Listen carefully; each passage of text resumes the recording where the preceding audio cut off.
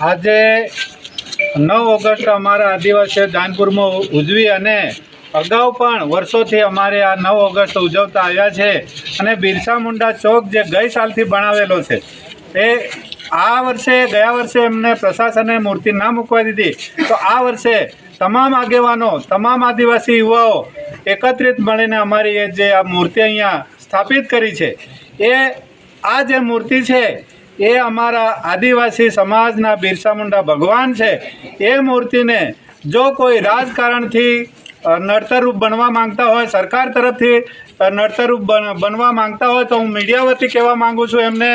કે આ બિરસા મુંડા ભગવાનનું જે મૂર્તિ મૂકી છે એને 1 પણ ઇંચ તમારે ખસાવવાની નથી. પ્રશાસનના કર્મચારી આટલો બધો દબદબો ના કરી શકે એ અમે પણ જાણીએ છીએ, છતાંય જો રાજકીય ભાગ ભજવીને અમારી મૂર્તિને કોઈ પણ પ્રકારની ખસાવવાની કોશિશ કરવામાં આવશે તો અમારા આ ભીલ પ્રદેશની જે માંગ અત્યારે ઉઠી છે એ તમામ ભીલ પ્રદેશના આદિવાસી આગેવાનો, યુવાઓ, બહેનો, ભાઈઓ તમામ આવશે અને જે કંઈ પણ અહીં પરિણામ ખરાબ આવશે એનો ભોગ રાજકીય આગેવાનો ભોગવશે. અને મારી એટલી પણ વિનંતી છે સરકારને કે સ્ટેચ્યુ ખરેખર તો તમારે મૂકવાનું હતું, સરકારે મૂકવાનું છે અને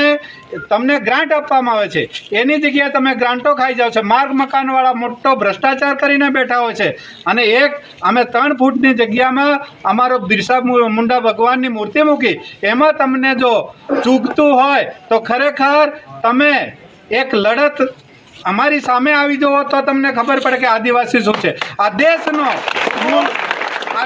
મૂળ માલિક છે, એની જમીન છે અને તમે તો બહારથી વિદેશથી આવેલા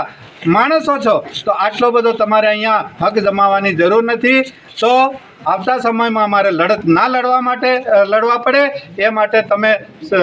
સતર્ક થઈને આ નોટિસને પાછી લેજો એવી મારી માંગણી છે.